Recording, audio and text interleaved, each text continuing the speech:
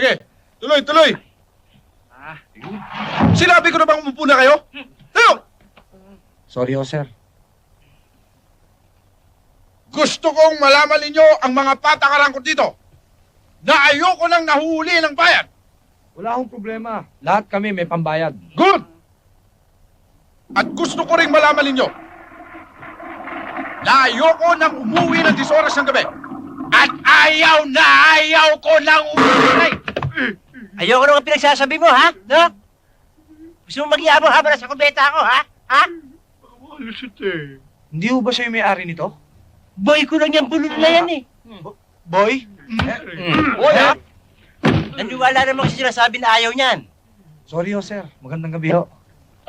Kala ko hindi na kayo dadating, eh. Gabing-gabi na, eh. Kumain na ba kayo? Hindi pa Hindi ho, pa eh. nga ho, eh. Pachempo! Wala kami ulam, eh. Magtubig na muna kayo, magpahinga kayo, bukas na kayo kumain. Ha? O sige na.